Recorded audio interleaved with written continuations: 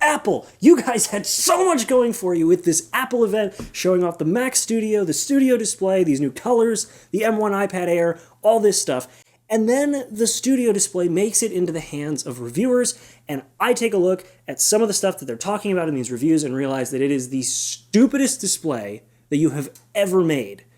And today I want to talk about why. Now, a lot of you watching this are probably going to assume that I'm going to dive right into the fact that you can't remove the power cord and rant about how stupid that is. And I am going to get there, don't worry, but I'm not mad about it for the reasons that a lot of other YouTubers are. I'm mad about it for another reason, but you're going to have to stick around for a little later in the video to figure out why. The first thing I want to talk about that's dumb is the fact that they put an A13 Bionic chip in this device. Now, I understand that there's a silicon shortage, and I understand that this is probably the most we're going to see of Apple being affected, at least publicly, by the silicon shortage. So instead of engineering a chip specifically for this display, they're just going to throw something from an iPhone in there that's more than powerful enough to handle what they need the display to do. And to some degree, I could see how some of the benefits of an A13 chip would help this display, specifically in things like the audio drivers and the camera. However, MKBHD showed in his review that the camera isn't even that good, and the processing just seems to not be there. Either the image signal processor is that much better in the M1 series of chips, or Apple just kind of dropped the ball with integrating the A13 chip's image signal processor into this ultra-wide camera that's normally, I assume, a similar or same one used on something like the iPad because it has center stage. Speakers, however, do seem to be something really good on this. I haven't heard them myself, but knowing how Apple's been with their speakers, I would kill to have a set of speakers in my monitors, or maybe just a pair of Apple speakers. I agree with MKBHD. I think Apple should make some speakers. I think that would be awesome. And no, I don't count the HomePods just like he didn't, even though my HomePods are running my home theater system and kick ass. So putting an A13 chip in this thing is dumb. And according to MKBHD, putting 64 gigabytes of storage in this thing along with that chip is dumb. Why would you do that? It's not a touch display, so there is no alternate OS that you can run on this when the Mac's not running, and I don't see what 64 gigabytes of RAM would be used for. You plug the display in and it doesn't give you like an external cache of storage or something, so it's just there. The second thing that I think is extraordinarily dumb is the display's stand choices. Not so much the stands themselves, but more so the fact that the choices are fixed. And I thought they were getting away from this by, stupidly selling the display mounts separate on the Pro Display XDR, but you at least had a removable stand. And I guarantee you, a lot of actual professionals who saw a use case for the Pro Display XDR probably saved the money and bought the VESA mount because they already had a mount that was more than enough for what they needed, or exactly what they needed. Just, they didn't need the fancy pivoting display, they just needed something to hook this new monitor to, and VESA mounts work. If you go with the VESA mount on this display, that's it. You're stuck with it. So if you decide later on that you want a standard computer monitor stand, you got to buy one that has a VESA mount connection on it. You can't go and buy the nice Apple one later because, well, you can't put it on. That's it, you're stuck. Just the same as if you buy the fancy up and down height adjustable stand, which my monitors aren't height adjustable. I have a height adjustable one. I like it. I think it's something that should be on most monitors. By the way, a lot of people ask, as a little side note here, a lot of people ask what monitors I use in my videos. That's them. 1440p, HDR, 500 compliant. I don't know if they make them anymore. They're by Dell, so you can check, but for anybody who keeps asking, there they are. But yeah, I think height adjustable displays, unless you exactly know how high a monitor has to be, which is what I did with my main displays, unless you do that, I think height adjustable should be something worth considering, and you got to pay extra for it. And it's fixed. And the same thing happens if you buy the one that's not height adjustable, it's fixed. You can't change it out. So if you make the wrong decision out the gate, tough titties. That's it. You're stuck. Go buy another one, or I don't know, hope that maybe they'll trade it in at the Apple Store for a quarter its value and then give you another one for whatever that quarter value reduction is worth. That's brutal. The third thing I think is really stupid about this display may not seem like a big deal to a lot of other people, but it does tie into the last bit I'm going to talk about, which is, of course, yes, the fixed power cord. What is also extremely stupid is the fact that 3 of the 4 connectors on the back of this monitor are USB-C instead of Thunderbolt. There's only one Thunderbolt connection, and it's the input from your Mac. Now, I know it was the same way on the LG Ultrafine 5K, which is basically what this is, except the Ultrafine 5K is wrapped in plastic with a height adjustable stand and a removable stand at that, and this is wrapped in aluminum. I know they're the same, but if you look back at Apple's last and, in my opinion, greatest display, with the Apple Cinema Thunderbolt Display, not Cinema, Thunderbolt Display, you could daisy chain these displays. So imagine this, you've got a desk, you have two monitors on it, two cinema displays. You run both power cords to the ground, you run one Thunderbolt connection into your Mac Pro, let's say, and then you run the other Thunderbolt connection over to the Thunderbolt output on the back of your first monitor, and both of them light up. How cool is that? It sounds like something so futuristic, and yet it existed back more than 5 years ago. That really shows how far this display has regressed since then. Now, whether or not it's because the Thunderbolt daisy chaining is just something that the M1 chips can't handle, or because of some limitation with the A13 chip built in, whatever the case may be, having 3 USB-C ports, in theory, is nice. And I'm sure for a lot of people, it's just fine. But for somebody who remembers when the back of your display gave you 3 USB ports, an Ethernet jack, some even gave you FireWire, speakers, a webcam, and then passed it through to another display with the same ports, cameras, and speaker selections, this seems like a terrible value, because it is. And lastly, integrating the power cord is so dumb for many reasons. I know Linus Tech Tips talked about the fact that Apple is sort of being dumb with the fact that they removed the charger from their box and didn't change over from Lightning because of the concern for e-waste, and this monitor is going to end up in a landfill if the cord goes bad. Like, if you actually have the money and really want to buy this monitor, spend the extra to get the Apple Care, because if this cord breaks, you're screwed. There is no way in hell you're going to service this yourself, and Apple's going to charge you a ton of money to fix it, because it is not user serviceable in theory. Like, yes, you can pull it out, but it's like pulling the power cord out of a HomePod. You're not supposed to, but you technically can. I usually don't make my stool squeak, but I'm moving a lot because I'm just so pissed off. This is probably my most animated rant video I've made. So yes, for all intents and purposes, despite the fact that you can Hulk pull the power cord out of the back of this monitor, it is not user serviceable. It is not meant to be user serviceable, and you are not going to be servicing this thing. It's, for all intents and purposes, integrated with extra steps. It's kind of stupid, and I, along with many other YouTubers, agree it's stupid. But a lot of YouTubers mention in their videos that they don't seem to remember, other than CRT monitors, a time when power cords were still integrated. And I have a bit of a different perspective because I collect older Apple devices and products in general, and I actually happen to have experience with and memory of monitors with integrated cables, but integrated cables that made sense. And in my opinion, one of these monitors that I have in my collection has the best integrated power, video, and data cable that Apple has ever made. And so we're going to go through a couple great monitors, talk about them, and then come back to this monitor with a different perspective and talk about why it's dumb.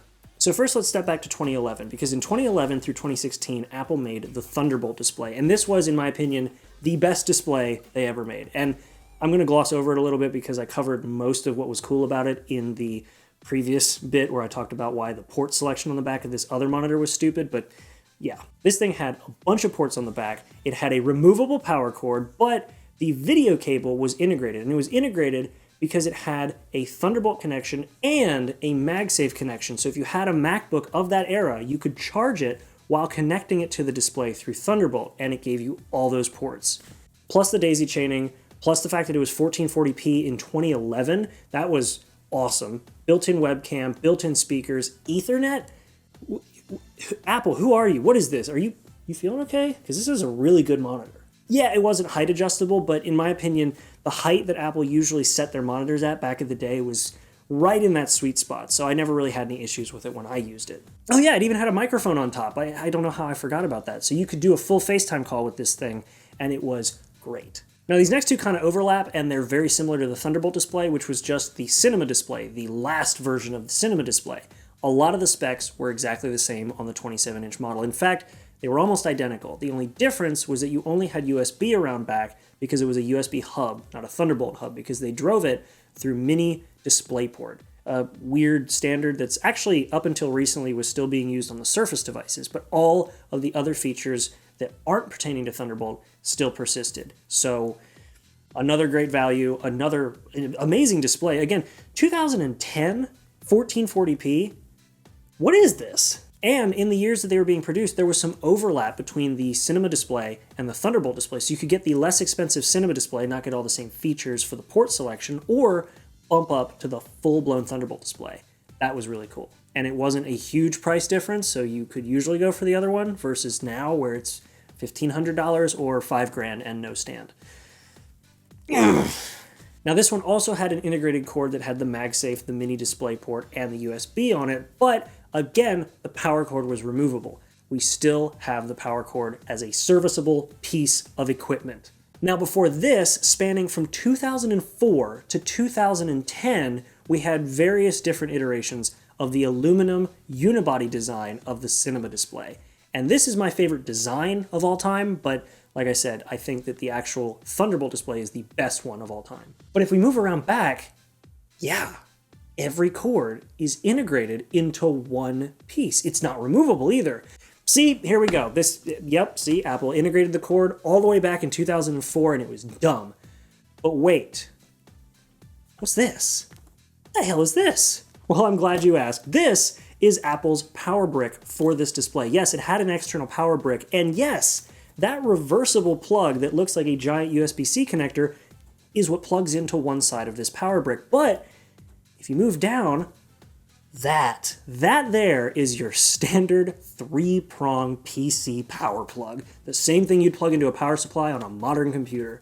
And that means that you can plug this little power brick into the admittedly fairly long integrated cord that gives you enough room to either put this up on your desk if you have a standing desk, so you can get a longer cord that runs all the way down, or if you have a shorter desk, this can go on the floor and all the cords are long enough to still reach around to what they need to on, in that day, your Power Mac G5. So yes, not an integrated power brick, but you did have a standard power connector on it, and the integrated power cord gave you enough length and a serviceable option to let you get a longer power cord if you needed it. And of course, if the power brick died, you could replace it, or if the power cord got chewed through by your dog or your cat, you could replace it as well. But okay, these are all kind of cool but sort of standard, and in this case, it is still a serviceable piece of power delivery. But I mentioned the best form of display, power, and data delivery that Apple ever made.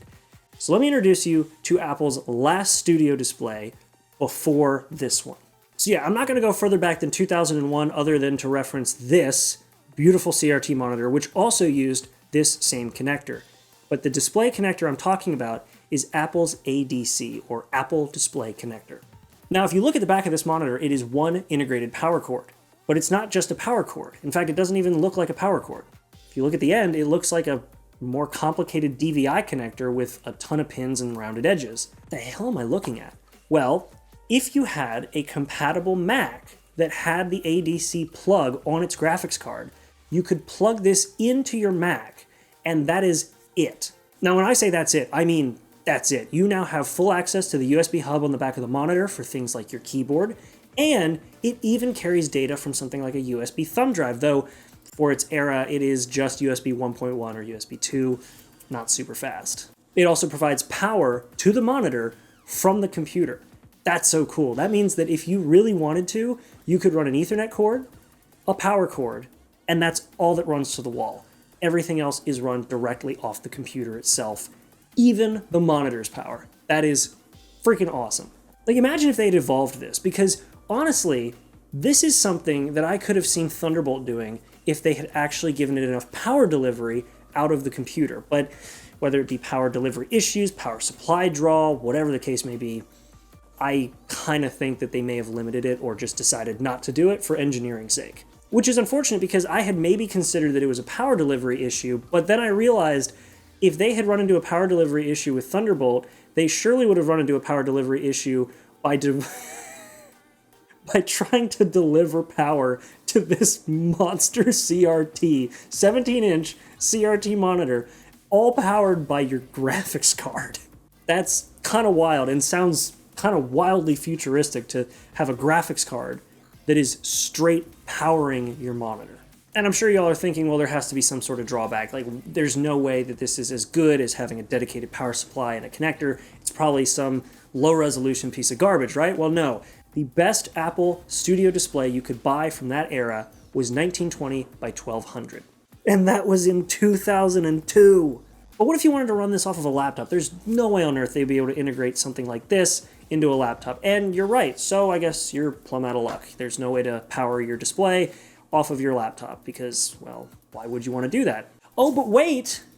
Apple made a power adapter that lets you connect ADC to the wall and break it off into standard DVI, which not only means that you could run it off of a non-ADC computer of any kind from that era, but that also means that with something as simple as an ADC adapter and a DVI to USB-C or HDMI today, you could, in theory, run one of these studio displays off of one of the newest Mac Minis or Mac Studios.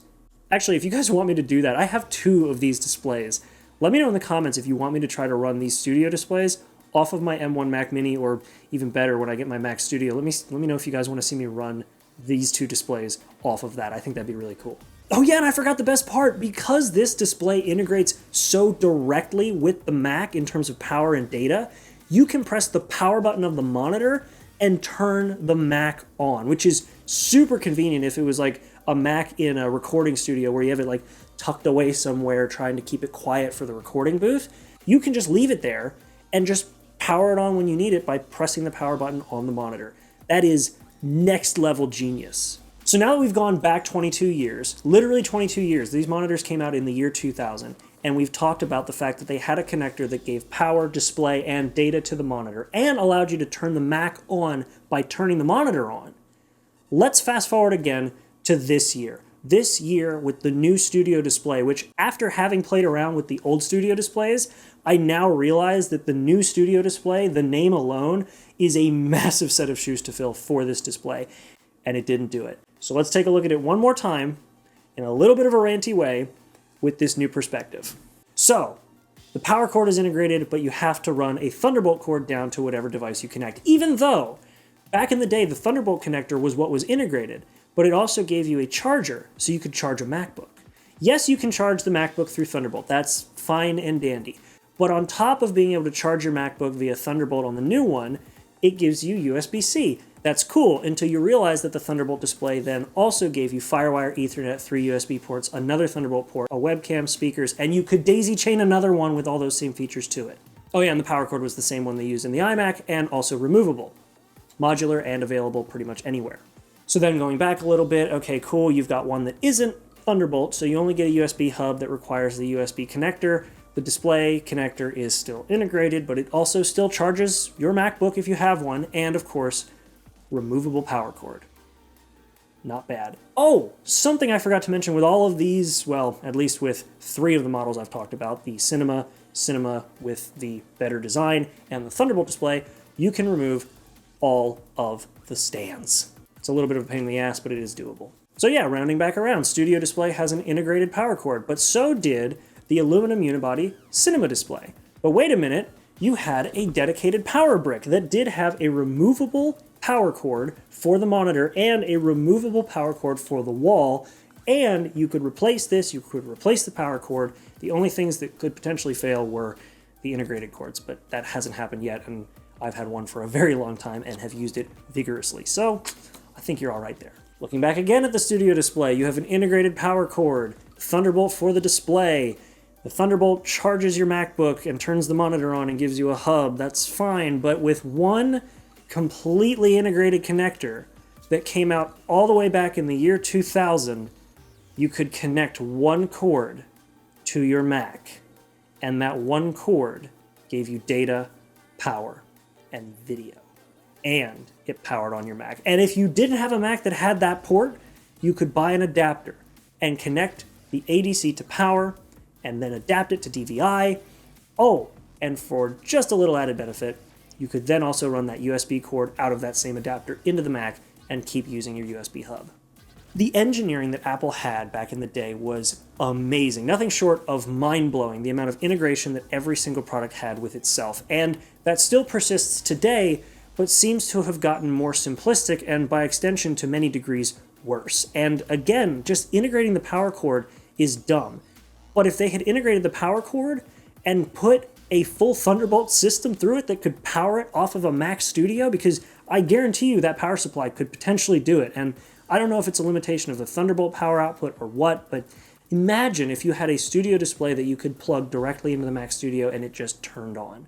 That would be incredible. And yes, everybody's probably going to leave a comment saying, well, the iMac has the magnetic one. I know it does, and I think it's stupid that they engineered such a cool piece of hardware for honestly, a better purchase, in my opinion. It's cheaper than the Apple display, and it has a whole computer in it. Sort of like the Apple display, but they actually use the computer in it. Whatever. Yeah, the magnetic cord is cool. I wish they would have used that, but there are so many other cool options that existed 22 years ago that Apple has just ditched and stopped using. All right, I'm done sweating over this. This has been pissing me off. I had to get it off my chest. I am excited for my Mac Studio. I'm aware of the whole SSD debacle, but I don't care because I'm not upgrading it. Whatever, right to repair, you can be mad. But I'm excited for that. I'm pissed off about the display, especially knowing how many cool things were out there, but I don't know. I guess those will just be forgotten to time for those who don't collect old stuff like I do. But yeah, that's it. Thank you guys so much for watching. I hope you guys got something out of this, even if it is just a little history lesson on Apple's awesome displays that led up to this mediocre one. If you did enjoy, make sure to leave a comment letting me know if you did enjoy it or what you'd like to see in the future. You can feel free to dislike it, but again, leave a comment letting me know what you didn't like. Like it, that's always appreciated. Subscribe, that is very appreciated. And aside from that, I'll see you guys in the next video. Make sure to be there and have a good one.